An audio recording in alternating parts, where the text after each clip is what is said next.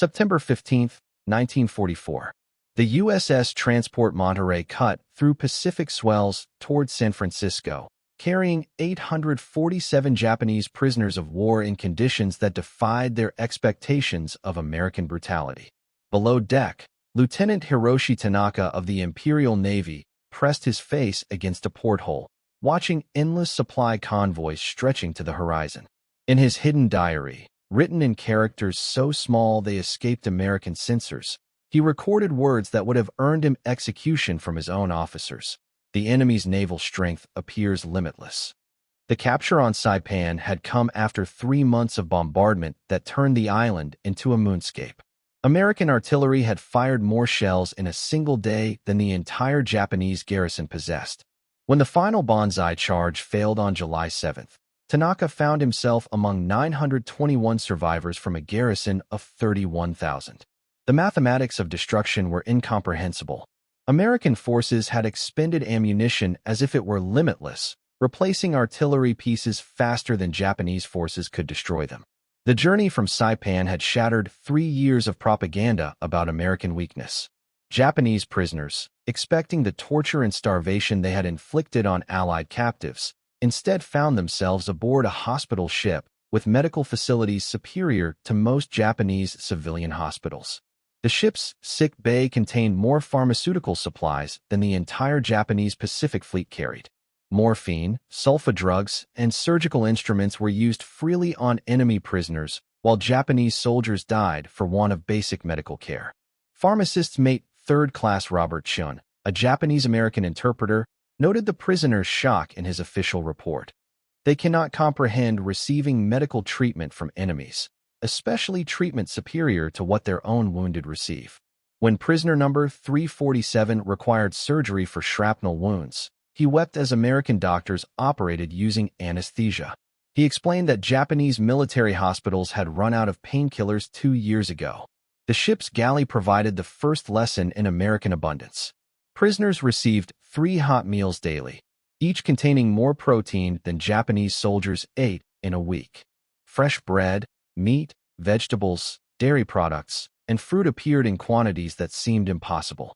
The cook, a farm boy from Iowa, threw away food that would have fed a Japanese platoon. When asked why, he shrugged and explained that regulations required preparing 15% excess to ensure no one went hungry. Corporal Kenji Nakamura, captured on Iwo Jima after watching American flamethrowers incinerate his bunker, observed the waste with fascination. "They dispose of enough food each day to feed my village for a month," he wrote in letters discovered decades later.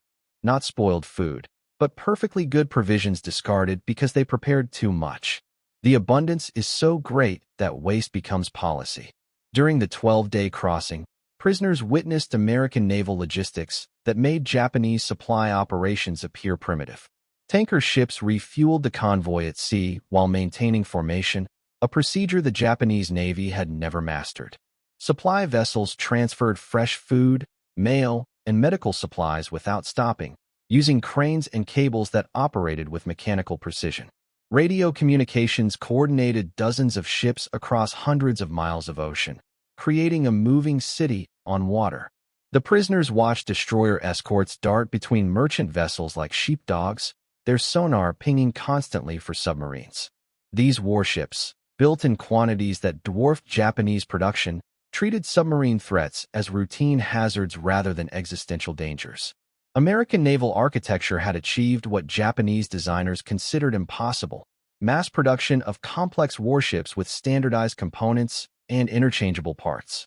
Technical Sergeant Yoshio Hashimoto, an aviation mechanic from the 22nd Air Regiment, documented the convoy's aerial coverage in his diary.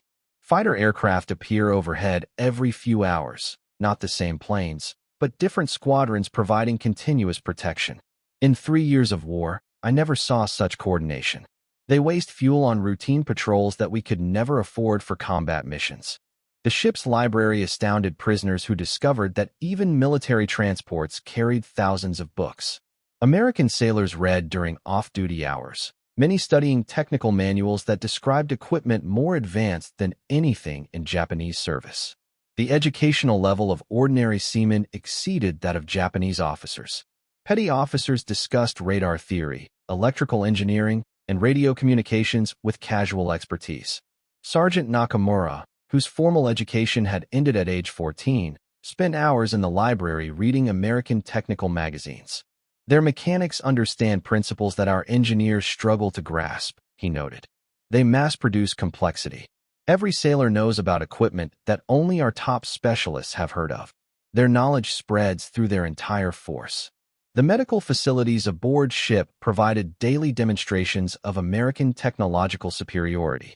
X-ray machines, blood plasma, penicillin, and surgical equipment represented advances that Japanese military medicine lacked entirely.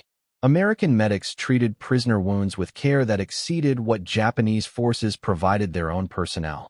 The contrast undermined every assumption about American materialism and Japanese spiritual superiority. Most disturbing to Japanese sensibilities was the casual attitude of American personnel toward their own abundance. Sailors complained about food quality while eating better than Japanese officers. They discarded clothing that would have been treasured in Japan. They used fresh water for laundry, while Japanese forces rationed drinking water. This carelessness indicated resources so vast that conservation became unnecessary. The convoy size grew as it approached California, merchant ships joining from Pearl Harbor, Seattle, and Los Angeles. By September 25, over 200 vessels moved in formation, the largest assembly of shipping most prisoners had ever seen. The escort included 30 warships, more naval power than Japan could assemble for its most critical operations. This was routine convoy protection, not a special mission. As the American coastline appeared on September 27, prisoners witnessed the lights of San Francisco blazing across the night sky. Electric illumination stretched for dozens of miles, a display of power consumption that would have been considered criminally wasteful in Japan. Every building, every street, every dock glowed with electric light, while Japanese cities huddled in mandatory blackout conditions. Lieutenant Tanaka calculated the electrical consumption visible from the ship. They burn more electricity in one night than Tokyo used in a month before the war, he wrote. This casual waste of energy indicates industrial capacity beyond our comprehension. We attacked a nation that illuminates its coast as if invasion were impossible. The sight of San Francisco's shipyards completed the prisoners' education in American industrial might. Dozens of vessels in various stages of construction filled dry docks that stretched for miles. Cranes operated around the clock, their electric lights creating artificial daylight. The yards produced ships faster than Japanese forces could sink them, a mathematical impossibility that reality had made inevitable. October 1, 1944. Angel Island Immigration Station, San Francisco Bay. As Japanese prisoners disembarked, they encountered their first glimpse of American industrial capacity operating at full scale. The port operated 24 hours daily, with electric cranes loading and unloading cargo ships in endless succession. Liberty ships arrived every few hours, each one carrying more supplies than Japan's entire monthly production. The mechanical precision of the operation exceeded anything the Imperial Japanese Navy had achieved in its most ambitious moments. Harbor operations demonstrated organizational efficiency that bordered on the supernatural. Cargo handling that would have required hundreds of laborers in Japanese ports was accomplished by a dozen men operating mechanical equipment. Electric winches lifted loads that would have been impossible with manual labor. Conveyor systems moved supplies with the consistency of factory production. Everything operated according to predetermined schedules that accounted for weather, tides, and ship traffic with mathematical precision. The prisoners counted 200 vessels in various stages of loading, a sight that demolished every assumption about American industrial weakness. These were not ancient freighters pressed into service, but purpose-built cargo ships produced in assembly line fashion. Each Liberty ship represented 250,000 tons of steel, 2,700 tons of other materials, and 200,000 man-hours of labor. The fact that America was building them faster than submarines could sink them revealed industrial capacity that defied Japanese comprehension. Lieutenant Commander Masao Fujita, a naval engineer with the combined fleet, observed American organizational methods that exceeded anything the Imperial Navy had achieved. The processing of 847 prisoners, including medical examinations, documentation, photography, and transport arrangements, was completed in 6 hours using standardized procedures and mechanical equipment. They process prisoners with the same efficiency they build ships, Fujita noted in his diary. Everything is mechanized, systematized, optimized for mass production of results. The medical examination alone provided insights into American technological superiority. Portable X-ray machines, automated blood testing equipment, and mass-produced pharmaceuticals were deployed for routine prisoner processing. Japanese military hospitals lacked equipment that Americans considered standard for temporary facilities. The speed and thoroughness of medical screening demonstrated a system designed to handle thousands of cases daily. Photography and documentation proceeded with industrial efficiency. Each prisoner was photographed, fingerprinted, and assigned identification numbers using equipment that processed hundreds of cases hourly. The cameras, printing equipment, and filing systems represented mass production of administrative capabilities. Japanese bureaucracy, renowned for its thoroughness, appeared primitive by comparison. The train journey from San Francisco to internment camps provided the second phase of psychological demolition. Japanese prisoners traveled in passenger coaches with cushioned seats, sleeping berths, and dining service, not the cattle cars they expected based on their own treatment of prisoners. The luxury exceeded what most Japanese civilians had experienced during peacetime. Air conditioning, electric lighting, and modern plumbing created an environment superior to most Japanese military facilities. Through windows, they witnessed an America that contradicted every piece of Japanese propaganda. Electric lights illuminated every farm, every town, every intersection across hundreds of miles of countryside. In Japan, electrical blackouts had been mandatory since 1942, and rural electrification had never extended beyond major population centers. Here, isolated farmhouses blazed with electricity as if power were unlimited. The dining car service astounded prisoners who had subsisted on rice and fish for months. Fresh meat, vegetables, bread, dairy products, and desserts appeared in endless variety. The waiter, an elderly man whose son was fighting in the Pacific, served enemy prisoners with professional courtesy. He explained that the menu changed daily and apologized for limitations caused by wartime rationing, limitations that exceeded Japanese peacetime abundance. Technical Sergeant Yoshio Hashimoto counted aircraft visible from the train as they passed military airfields near Sacramento, Stockton, and Fresno. In one day's journey, I observed more aircraft than the entire Japanese army possessed, he recorded in his secret diary. They were not hidden or camouflaged. They sat in open fields like toys, so numerous that concealment was unnecessary. This carelessness indicated unlimited production. The airfields themselves defied Japanese assumptions about American military capacity. Runways stretched for miles, illuminated by electric lights that would have been visible to enemy aircraft. Hangars large enough to house entire squadrons dotted the landscape. Support facilities included fuel farms, ammunition depots, and maintenance shops that exceeded the capacity of Japan's largest military installations. Near Modesto, the train passed an aircraft assembly plant visible from miles away. The facility employed 50,000 workers producing fighters and bombers on assembly lines that operated continuously. Prisoners could see aircraft in various stages of completion moving through the factory like automobiles. The scale of production made Japanese aircraft manufacturing appear handicraft-based by comparison. The Central Valley's agricultural abundance provided another shock to Japanese assumptions about American industrial weakness. Endless fields of crops stretched beyond the horizon, harvested by mechanical equipment that eliminated manual labor. Single farms covered more acreage than entire Japanese prefectures. The abundance was so great that crops were sometimes destroyed to maintain stable prices, a concept that caused psychological breakdown among prisoners from famine-ravaged Japan. Irrigation systems demonstrated engineering capabilities that exceeded Japanese public works projects. Canals, pumping stations, and electrical distribution networks had transformed desert into productive farmland. The infrastructure represented decades of coordinated development that Japanese planners had never attempted. Water flowed uphill through electric pumps, defying natural limitations through technological mastery.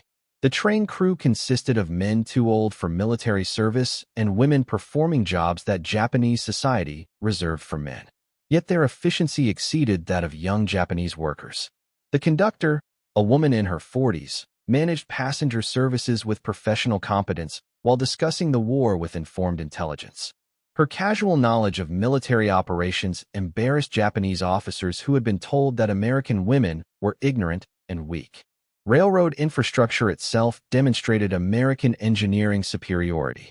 Tracks, bridges, and signals represented standardization and maintenance that enabled high-speed operations impossible in Japan. Electric signals coordinated train movements across thousands of miles of track with split-second precision. Telegraph communications linked every station in a network that Japanese railroads had never achieved. At switching yards near Bakersfield, prisoners observed freight operations that dwarfed Japanese capacity. Hundreds of cars carried coal, oil, grain, manufactured goods, and military supplies across distances that spanned entire Japanese islands. The logistical coordination required to manage such traffic exceeded the capabilities of the Japanese transportation system.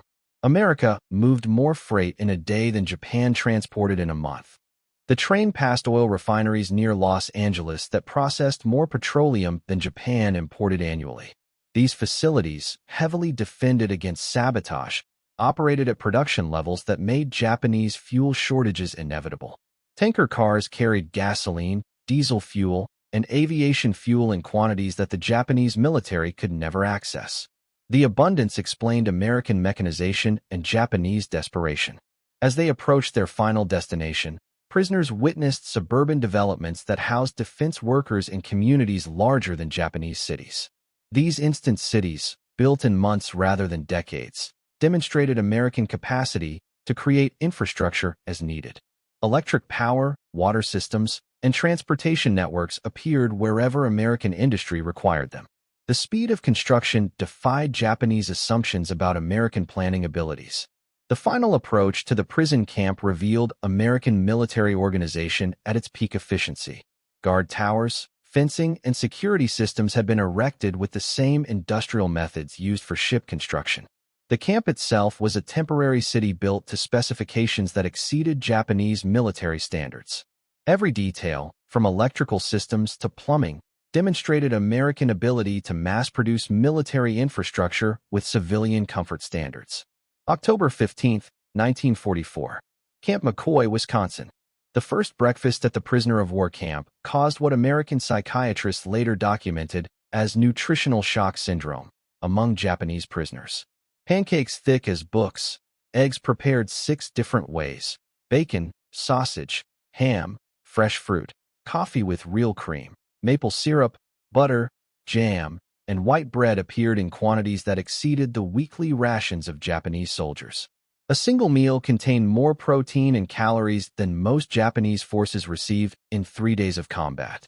Private First Class Taro Suzuki, captured on Leyte after his regiment was annihilated by American artillery, stared at his breakfast tray with incomprehension. "They placed before us a feast fit for the emperor's table," he wrote in his diary. Pancakes so thick they required cutting with knives. Meat at every meal, not preserved fish or pickled vegetables, but fresh meat cooked in butter. Coffee so rich it seemed like medicine, sweetened with white sugar that we had not seen since 1941. The psychological impact was devastating. Japanese military doctrine emphasized spiritual strength over material comfort, teaching that hardship built character, while luxury corrupted the soul. Yet here were defeated Japanese soldiers eating better as prisoners than they had as victorious conquerors. The contradiction undermined fundamental assumptions about virtue, strength, and the natural order of warfare. Corporal Hiroshi Matsuda, whose father managed a rice mill in Hokkaido, attempted to calculate the camp's daily food consumption. "They serve 4,800 prisoners 3 full meals daily, plus snacks and beverages throughout the day," he noted. "The quantities exceed what my father's mill produced for civilian distribution across our entire prefecture. They feed prisoners better than Japanese civilians have eaten since the war began." The camp kitchen became a classroom in American abundance that operated beyond Japanese comprehension. Prisoners assigned to food service discovered walk-in refrigerators larger than most Japanese homes, containing sides of beef, hundreds of chickens, thousands of eggs, and dairy products in quantities that seemed limitless. Automatic dishwashers processed thousands of plates and utensils without manual labor. Gas ranges provided instant heat that eliminated the wood and coal shortages that plagued Japanese kitchens. Industrial food preparation equipment astounded prisoners familiar with hand-powered rice mills and charcoal cooking fires. Electric mixers prepared dough for hundreds of loaves of bread daily. Mechanical meat slicers processed entire animals in minutes. Steam cookers prepared vegetables for thousands of men simultaneously. The mechanization eliminated human labor while increasing production, a concept that Japanese industry had never mastered. The daily milk ration particularly shocked prisoners from a nation where dairy products remained exotic luxuries. Fresh milk, butter, cheese, and ice cream appeared regularly in meals served to enemy captives. Sergeant Kenji Yamada, whose family had never owned a cow, calculated that the camp's daily milk consumption exceeded the production of entire Japanese villages. They give condemned prisoners more dairy products than Japanese children receive in months, he observed. Most disturbing to Japanese military sensibilities was the casual attitude of American personnel toward this abundance. Mess Sergeant Bill O'Brien, a farmer from Wisconsin, would eat half a sandwich and discard the remainder without thought. He brewed fresh coffee every 2 hours, discarding previous pots that had grown cold. Guards complained about meat quality that surpassed anything available in Japan, demanding fresher supplies from quartermaster warehouses. The waste appalled prisoners conditioned to extract maximum nutrition from minimal rations. Kitchen staff scraped plates containing enough food to sustain Japanese families for days. Bread became stale after 24 hours and was replaced with fresh loaves, the old ones fed to livestock. Fruits and vegetables with minor blemishes were discarded while perfectly edible. They possess so much that waste means nothing, observed Lieutenant Tanaka. This is not propaganda designed to impress prisoners. This is their normal condition of abundance. Camp medical facilities shattered Japanese assumptions about American medicine and demonstrated technological capabilities that the Japanese military had never possessed. The camp hospital contained more pharmaceutical supplies than the entire Japanese Pacific Fleet carried. X-ray machines, surgical instruments, dental equipment, and laboratory facilities represented medical advancement that Japanese universities struggled to achieve. Dr. Ichiro Sato, a military surgeon captured on Okinawa, found himself in a facility better equipped than Tokyo University Hospital. They possess penicillin in quantities sufficient to treat thousands of infections, he recorded in amazement. This miracle drug, which we have only heard rumors about, they dispense freely to enemy prisoners. When I expressed amazement at such generous medical treatment, the American doctor seemed confused by my reaction. To him, this was routine prisoner care, not exceptional generosity. Dental treatment particularly impressed prisoners who had never received professional dental care. American dentists filled cavities, extracted infected teeth, and provided dentures using equipment and techniques unknown in Japan. The casual availability of anesthesia for dental procedures exceeded what Japanese military hospitals provided for major surgery. Pain relief, considered a luxury in Japanese medicine, was standard procedure for enemy prisoners. Mental health treatment, virtually unknown in Japanese military culture, was provided to traumatized prisoners experiencing what Americans called combat fatigue and psychological adjustment disorders. Prisoners who attempted suicide received counseling rather than punishment. Those suffering mental breakdowns were treated with therapy rather than beatings. This humane approach to psychological trauma revealed American understanding of human nature that contradicted Japanese military philosophy.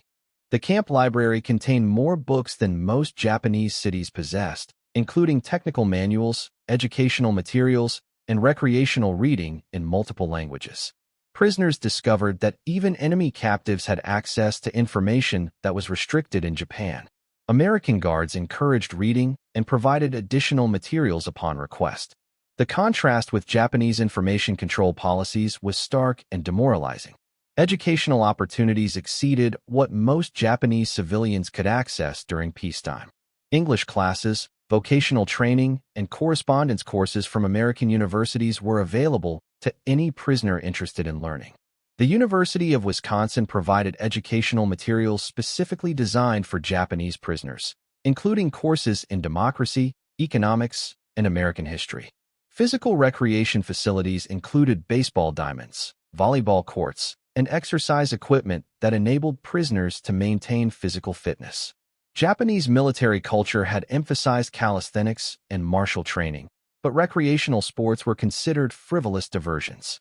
American prisoners of war camps provided leisure activities that Japanese soldiers had never experienced, even during peacetime.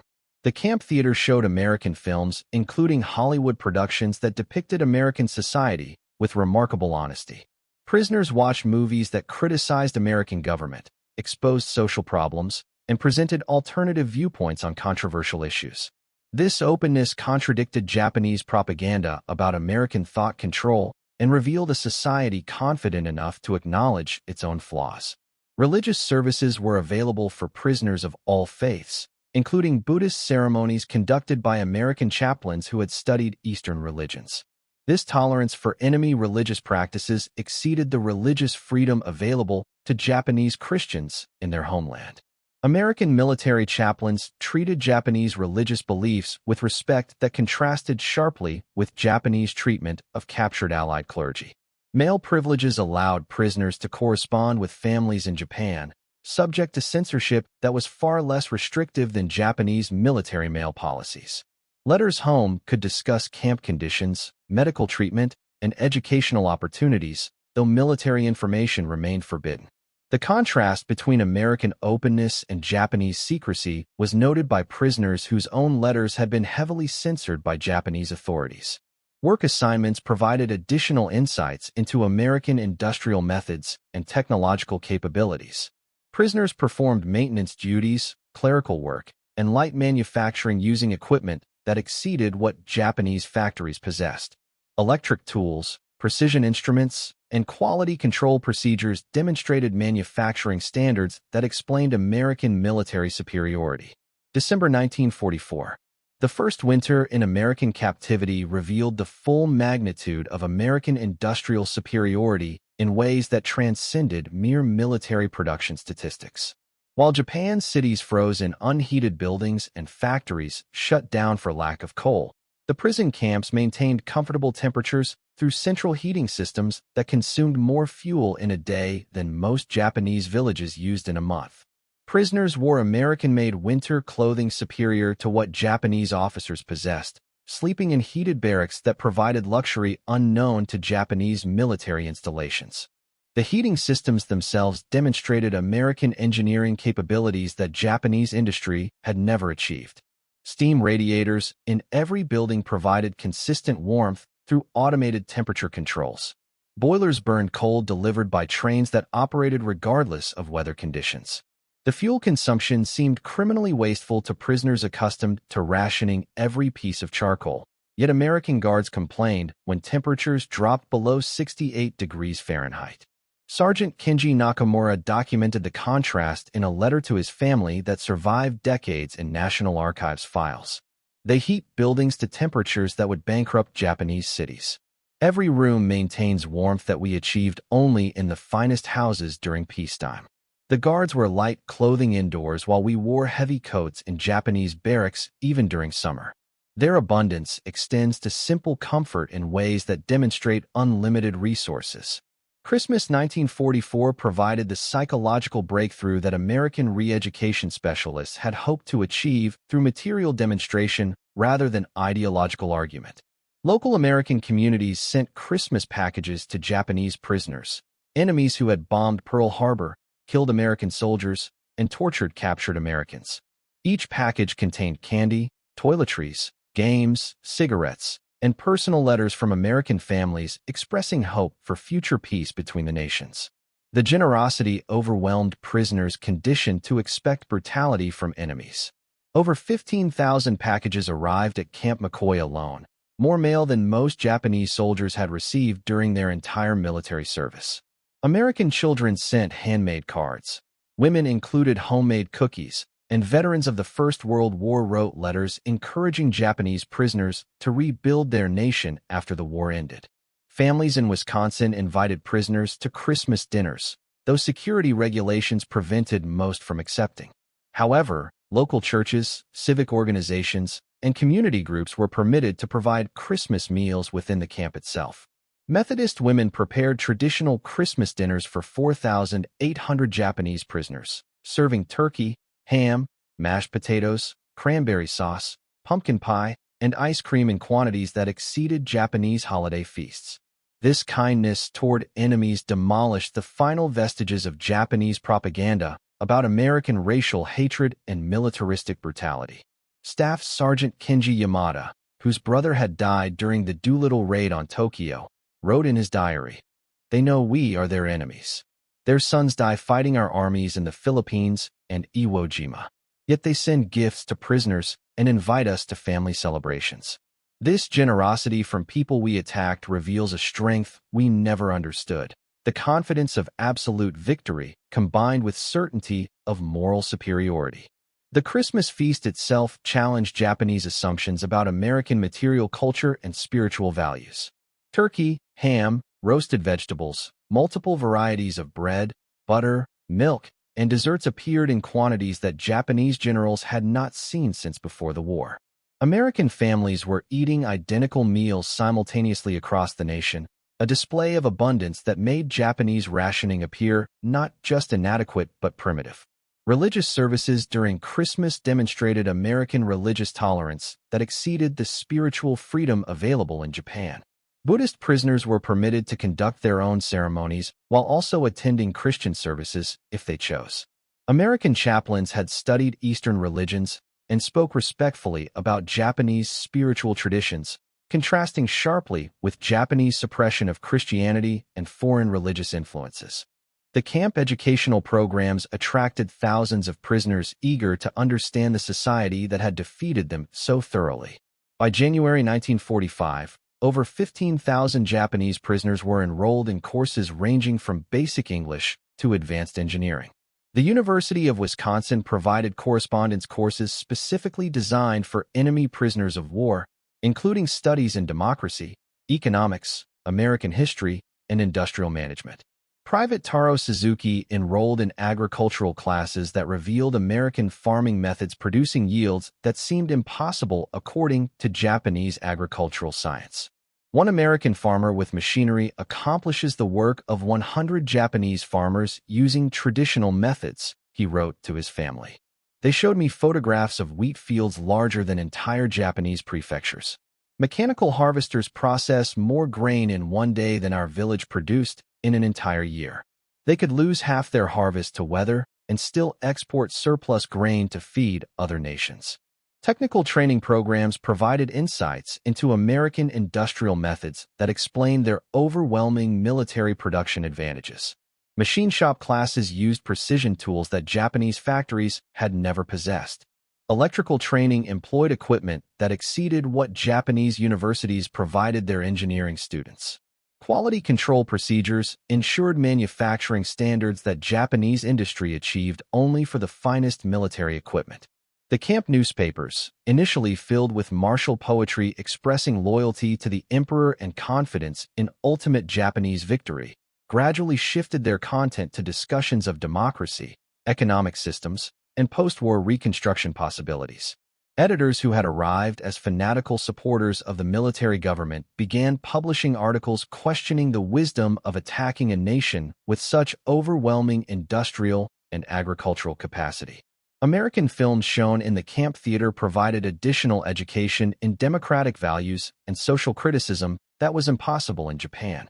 Prisoners watched The Grapes of Wrath, amazed that Americans would show such devastating criticism of their own economic system to enemy prisoners. They saw Mr. Smith Goes to Washington, learning that American films depicted political corruption and governmental failures as subjects for public discussion rather than state secrets. The openness astounded prisoners accustomed to rigid thought control and censorship of any criticism directed toward Japanese institutions. They hide nothing from enemies, wrote Lieutenant Joseph Kramer in his diary. They show their problems, their failures, their social conflicts. Yet this honesty makes them stronger rather than weaker. In Japan, such criticism would result in imprisonment or death. Here it is considered patriotic duty to expose and correct governmental failures. Spring 1945 brought expanded prisoner labor programs that provided direct experience with American industrial methods and technological capabilities.